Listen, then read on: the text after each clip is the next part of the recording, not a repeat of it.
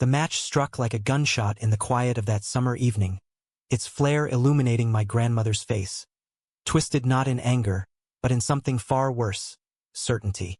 "These words are poison, Anderson," she hissed, her voice cracking like dry cornstalks underfoot, as she dropped the letters into the fireplace one by one, watching Gabriel's handwriting curl and blacken into ash. I lunged for them, my fingers scorching on the grate, but it was too late.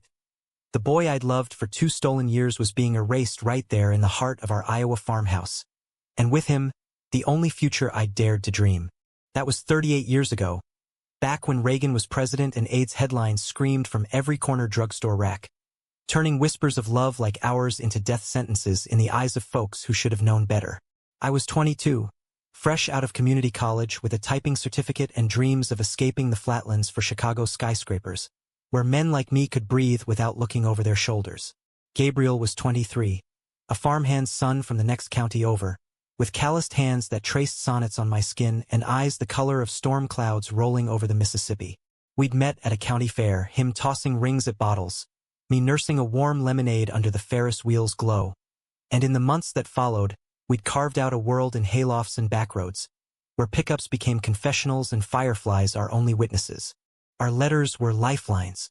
I'd stuff them in my glove box, reread them on night shifts at the feed mill, his words pulling me through the monotony.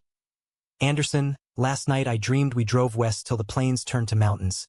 No maps, just us. Don't let this dirt hold you. Love, Gabe." He'd slip his under the diner counter where I waited tables on weekends, folded tight like secrets. They weren't explicit, no maps to hidden desires. But they were us. Raw, hopeful, laced with the ache of what we couldn't say aloud. "You're my anchor in this sea of bullshit." One read, and I'd press it to my chest like a prayer. Gran knew because she always knew. She was the steel spine of our family, widowed young, raising me after Mom skipped town with a trucker and Dad drank himself into an early grave. In her world, love was duty. Marry the girl next door, plow the fields, tithe on Sundays. When she found the letters, tucked in my duffel after I'd nodded off on the porch swing, she didn't scream. She waited. That evening, as cicadas droned outside, she sat me down at the scarred pine table, the air thick with the scent of simmering pot roast, and laid it out like a verdict. "You're throwing your life away on that boy," she said, her Bible open but unread beside her. "This town's got rules, Andy. Folks talk. And God's got his own." I tried to argue. Told her it wasn't a choice, that Gabriel made the world make sense. But she waved me off, her hands trembling as she gathered the letters. The burning was her ultimatum. End it, or leave with nothing. No savings, no truck, no goodbye. Betrayal hit like a sucker punch. This was the woman who'd bandaged my knees, taught me to drive stick on gravel roads, whispered that family stuck no matter what. Yet here she was, torching my heart to save my soul, as she saw it. I left at dawn, hitching to Des Moines with $20 and a backpack, the acrid smoke still clinging to my shirt. Gabriel waited by the old oak at the fairgrounds, like we'd planned, but I couldn't face him. Instead, I sent a telegram, cold, final, "It's over. Don't follow. Forgive me." He wrote back once, a single page that found me in a Chicago flophouse. "If this is goodbye, know I see you in every damn sunset. Be free even if it kills me." I burned that one myself, in a public trash can, tears mixing with the rain sluicing down my face. Betrayal layered on betrayal, Gran's, mine, the world's. Chicago swallowed me whole. I clawed my way into a typing pool at a Loop law firm, pecking out briefs for suits who eyed me like yesterday's news. The city was a revelation. Bars in Boys Town where men danced without shame. Support groups in church basements where we traded stories of lost lovers and test results. But Gabriel haunted the edges. His laugh in a stranger's voice, his touch in a fleeting hookup that left me emptier than before. I dated cautious. A graphic designer who sketched our faces into cartoons. A teacher who quoted Whitman like scripture. None stuck. By 30, I'd risen to paralegal, affording a walk-up in Wicker Park with creaky floors and a view of the L rattling by. Success, they called it. To me, it was armor. Gran and I spoke sporadically, holiday cards, a stiff call on my birthday. "Found a nice girl yet?" She'd prod, and I'd deflect with weather talk. She never apologized, but neither did I. The letters were ghosts between us, unspoken. When AIDS ravaged the community, friends wasting away in Cook County wards, I poured myself into ACT-UP marches, chaining to clinic doors, screaming for azithromycin when Reagan's silence turned to platitudes. It was rage fuel, that fire from the farmhouse grate, propelling me through vigils where we lit candles for the names we'd lost. Gabriel's name stayed etched in my mind, unlit but unextinguished. Decades blurred. I turned 50 in a haze of emails and depositions, partner at the firm now, specializing in estates.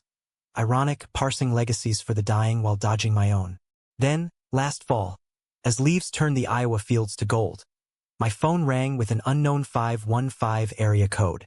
Andy? It's Ruth. You're gran. Ruth was her neighbor, voice frayed like old denim. She's bad, hon. Hospice says weeks. Asking for you. Specifically. I flew into Des Moines at midnight, the prop plane shuddering like my nerves. The farmhouse hadn't changed. Sagging porch, wind chimes tinkling like accusations.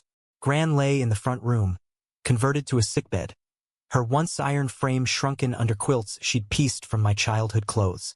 Tubes snaked from her nose, monitors beeping a dirge. She looked up as I entered, eyes milky but sharp.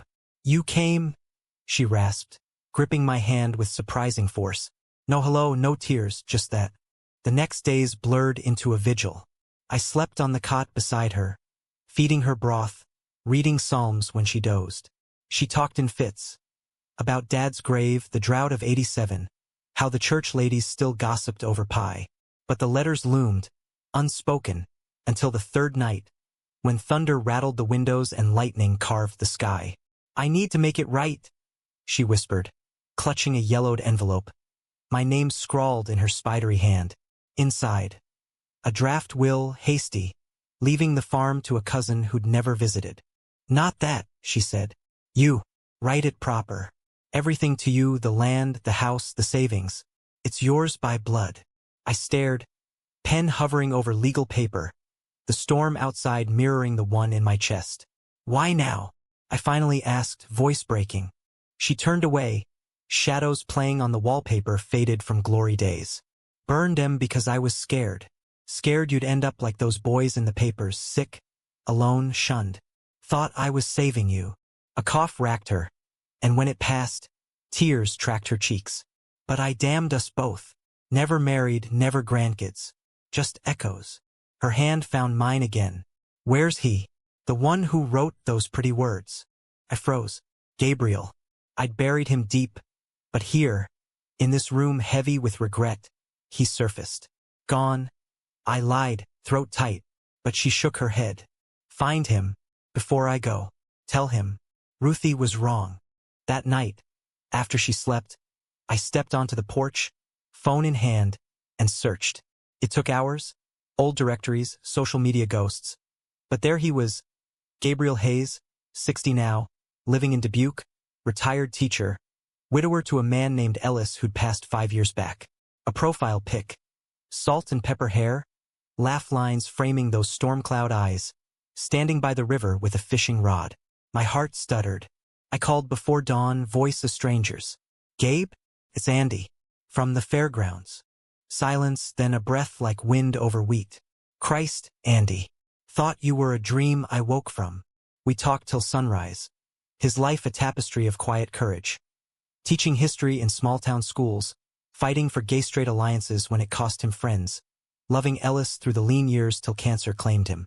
Missed you every damn day, he admitted, voice gravelly. But you set me free to find this.